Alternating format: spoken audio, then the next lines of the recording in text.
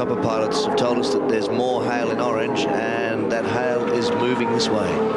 Car 55 in 7th position. We just saw it rejoin the race with Andrew Medicki at the wheel. Car 35, the Peter Jackson Sierra entry. The badly banged up Peter Jackson Sierra entry. Wayne Park in 8th position as they rejoin the race. David Parsons, yes, it is David Parsons at the wheel now. Alan Grice into the pit, steps out of the 16 car, and Wyn Percy about ready to step in, and Andy's down there. Luckily, John, mate. Okay, John. Yes, straight driver change and tyre change. Interesting that they would do it now. The weather closing in, you would have thought they may have tried to hold out a few extra laps and see if the rain started to come, but perhaps they just pushed it to the point where they needed to make the change anyway. Whatever it is, it's only a short stop for them, 24 seconds, so they'll be pretty happy with that. You can see the storm moving in, and I would say it's not too many minutes away now. Nissan race cam, Jim Richards, Winfield Nissan #1, the race leader by about a minute. They'll be coming in for a stop shortly.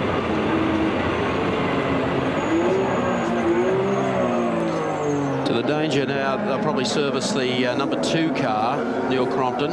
And use it as an experimental vehicle. Could do, put Anders Olofsson in the car, who's probably a lot more experienced with wet weather racing, or they may leave Neil in the car. We'll wait and see that.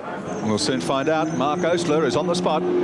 Thanks very much, Gary Wilkinson. Yes, Neil Crompton comes in. He's not getting out of the car. And the Nissan crew have been all sorts of consternation discussing with the Yokohama tyre engineers exactly what tyre to put on this car. It's just started to rain quite heavily in pit lane, and they're putting on full wet weather tyres for the run to the finish. 143 laps, but of course, if the weather changes and it gets dry, Crompton's going to be back in again. This will be a fascinating finish to the Tooheys 1000. Freddie Gibson holding on to him. I've got the clock on 25 seconds. The car off the air jacks.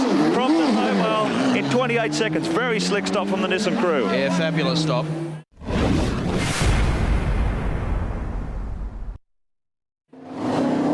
Now, anything that Dick Johnson had going for him, making inroads on Jimmy Richards, has now disappeared. With the arrival of the rain, they're all out there on slicks. There's going to be a mad charge through the pits here. There's no point staying out there. It's going to hang around this bad weather. There it is. There's Mark Gibbs going through in the GIO car. The idea now is to just ease it out and bring them on down into the pits. No heroic stuffs on Subaru Straight. You can see the guys have backed them all off, and here comes the charge into the pits. 55, Andrew Medecki is in. He's ready for a full set of wets. Car 28, Kevin Waldock in the pits, same thing. Here comes Dick Johnson. It's a procession. There'll be nobody left on the racetrack. You won't be able to hear for whistle blowing. I know the roughest ride up there must be our helicopter cameraman and our pilots tracking race cam and bringing the pictures. It is filthy outside. Here's Johnson in. Keep in mind, Dick said he's got the headlights covered up with shell decals. Looks like a regulation stop down here, just a set of wets coming on. Andy Raymond is there. Yes, a full set of wets going on. John Bow is actually going to jump into the car. He's not doing that. The team very concerned about time. Team manager Ross Stone is really giving the boys a lot of hurry up here. As I said, the full wets are on as the Perth Gricey car goes out, and Johnson is just about ready. Now he's going down from the hoist, and Dickie Johnson's back in action. Gibbs Onslow car goes as well. There's going to be a man charge out of pit lane. Pace car, I think, is going to come out as well. Make sure that cars don't stay out there, because you can see what's happened up there. The 76 it is. One of the Corolla, the 1600cc cars, Calvin Gardner, Jeff Forshaw, Mike Conway. I couldn't quite see which of them was in the car, but he's out, he's okay. We can see that much. Well, he's just okay. Oh, no, Jimmy Richards has hit the wall. Well, Richard, of course, stuck on slicks and no traction at all, even for a four-wheel drive Nissan. Well, here's Crompton's chance to be the ultimate hero. That car is not going anywhere else but the pits this afternoon. The rain is now hitting the commentary booth so hard, you can hear it. I would expect we might see a red flag. I can see them stopping this race. Yeah. They must stop the race. This is it. This will be the end. The red flag will be out before we finish our next sentence, I would say. Well, now, if that happens, what they usually do is backdate the race by a lap or so, which could well see Jimmy Richards and Mark Scaife still taking victory. Listen to the crowd, the top of the hill. This is the kind of send-off, and I don't want to... Oh, no. Oh, no. I don't want to be unkind to Winfield and the Nissan team, but the punters at the top of the hill, this is the kind of send-off they wanted to see for the Nissans. Well, the Nissans got in. Jim went in gingerly, but he was trying to wipe off speed Fred Gibson. If they don't stop the race, there won't be any cars left to complete it anyway. It stopped. I mean, officially maybe not, but this is it. This is the end of it. There's no doubt about that. 144 laps gone, and we will not see 145. I mean, I can't believe that we will. Red flag is out. Oh, no. Just get out of that. Marshall will get hit if he doesn't get over the fence. Red flag is out. The race is over in more ways than one for a lot of these competitors. Well, what in particular for Fred Gibson, Jim Richards, Mark Scaife, what a dreadful end to what had been a brilliant campaign for them here at Mount Panorama in the last hurrah for these Nissan GTRs. I tell you what, the Nissans have hardly had any paint scratched on them since they've been racing. The Daily Planet car involved in that, and two of the 1600cc Corollas. The Bates car is one of them, car 70. I can't see the number on the other. Car 39. 71, is it? Car 71. Yeah, so it was the class leader. And the Bates car was second in the class. Yeah. So that's first and second in the class, both into the wall, along with the overall race leader. The indications are, as Richard Hay pointed out a moment ago, Richards and Scaife, if they've called the race, which they have, may still be declared the winners. They will still be declared the winners. That's as we understand it at this stage. The red flag, as you can see, is out. The race is not just stopped, the race is over. And Mark Scaife explaining exactly what happened, what he saw on the screen. So in the Winfield Nissan pits, they're investigating and trying to count back the laps. We'll wait on the clock. Oh, the Marshal's just fallen over in the wind. Not only are the cars losing traction, so are the Marshals. He just went A over D down the grass verge. Dick Johnson, relatively unscathed. Arm raised. Now, I don't know whether his arm is raised in what he thinks might be victory, but the indications that we've been given is that the number one Nissan will still be declared the race winner. There's the carnage coming out of Forest Elbow. John Brady with Ivan Stibbart hopefully will clear the air. Yes, thank you very much, Mike. Ivan, red flag, it is all over, Red Rover? All over, yes, unfortunately, but as you can see now, the weather's clearing up, but it's too late, it's all over, so we've declared it, and the timekeepers are now working out the final result. Not afraid that you may have jumped a little early?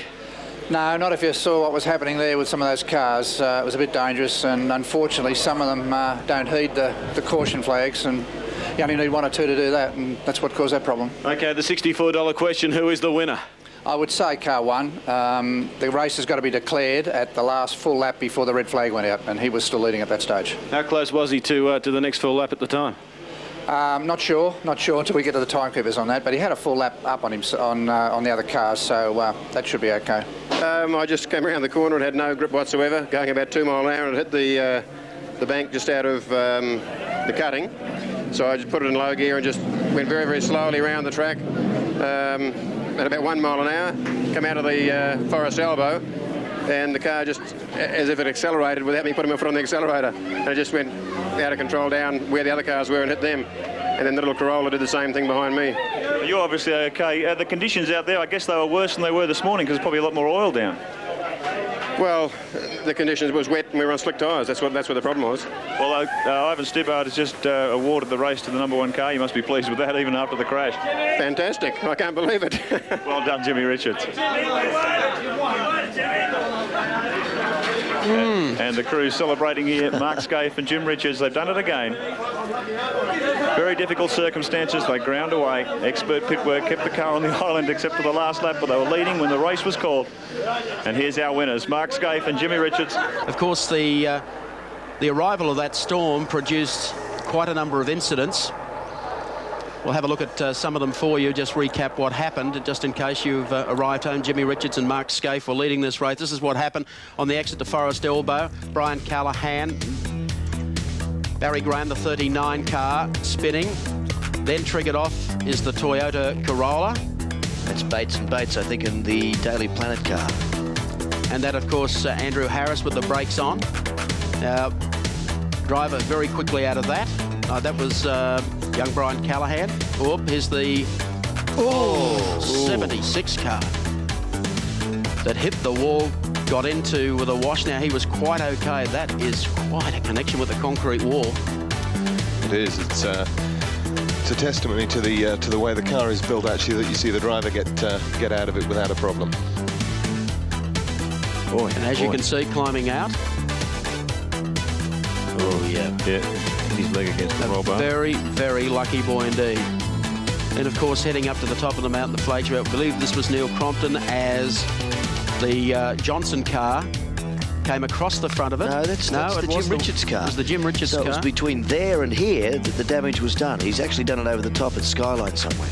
So here he comes down through the dipper, riding it all the way down through here, just limping back to the pits, wondering what on earth Fred Gibson would be thinking about all that. Marshall's probably just couldn't believe it as he aquaplanes down through here on the way to Forest Elbow. Not realising, of course, that the red flag had been displayed earlier and that his first position was assured. He comes out of the corner. As I pointed out earlier, there's a kink to the left here, so Jim probably just goes to guide the car just a little to the left. There. The back of the car now breaks away. And Jim is chasing it. There's not a thing he can do. He's full on the brakes, tail into the wall, brings the front around, and he's on his way into the back of Andrew Harris's car. So exit Jimmy Richards. And now the class leader. The Toyota Corolla goes in there, and the rest of the field able to get by there on the inside. Here's another angle of the Toyota. Look at the Marshalls jumping back over the fence here. And he joins the party down there as well. The winners of the great race for the second year running, Mark Scaife and Jim Richards.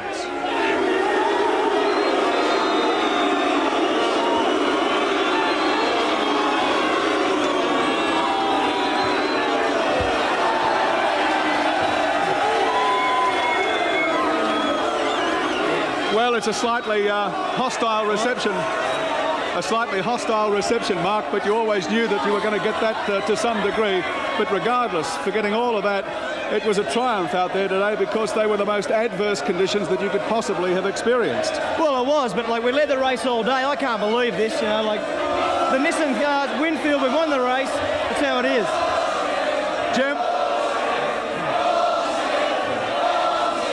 I'm just really stunned for words. I can't believe the reception. I thought Australian race fans had a lot more to go than this. This is bloody disgraceful. I'll keep racing, but I'll tell you what, this is going to remain with me for a long time. You're a pack of arseholes. Okay, let's have a look now at the Caltex race score. These are the placings as of the Australian Racing Drive.